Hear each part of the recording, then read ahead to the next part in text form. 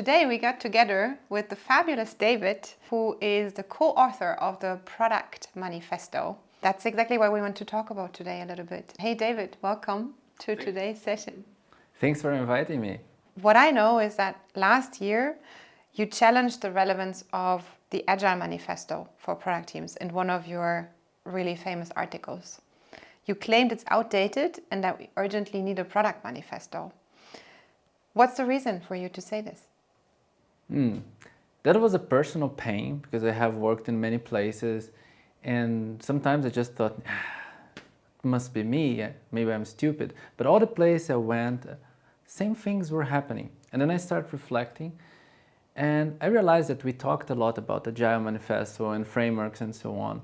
And then I came to the conclusion, actually, Agile Manifesto was created 2 decades ago. And the problems that addressed are different than the problems we have right now. So it's like Agile Manifesto came to change the software industry. And it did pretty well. But now, actually, we struggle within the product industry and needs a revolution.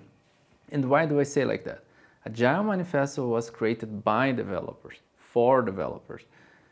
20 years ago, the struggle was a kind of a silo effect.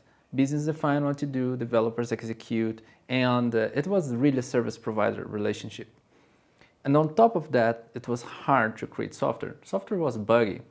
And one of the principles, for example, it's even irrelevant for today, working software is a measure of progress. How can that be?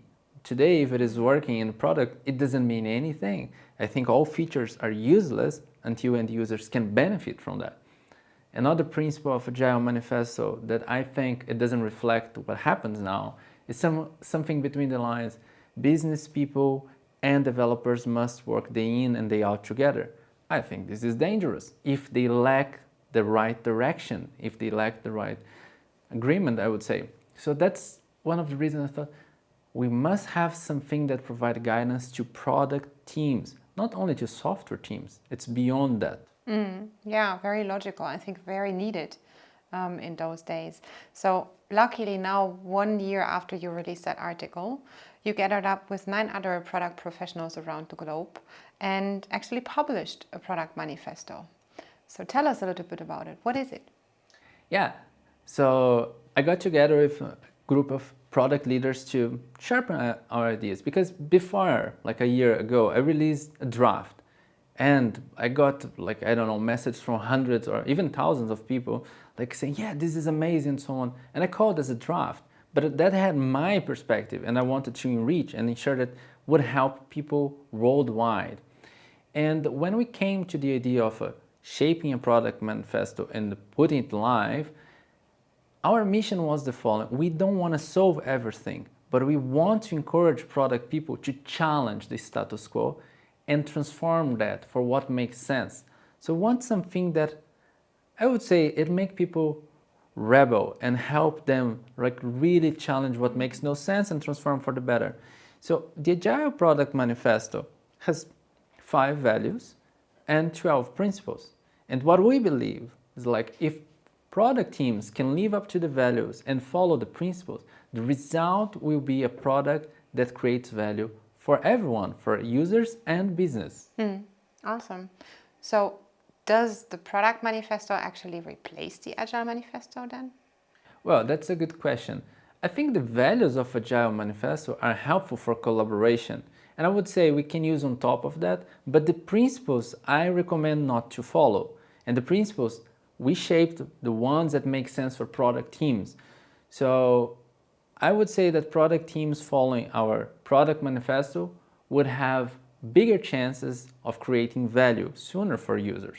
So if I am in a product team now, how should I use it? How can I make use of it?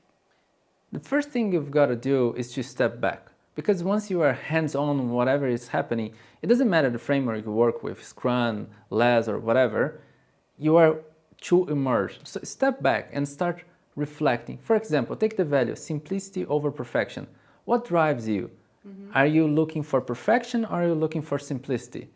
Or for example, how do you make decisions? Stakeholders' opinions count more than end users' needs? How does it go?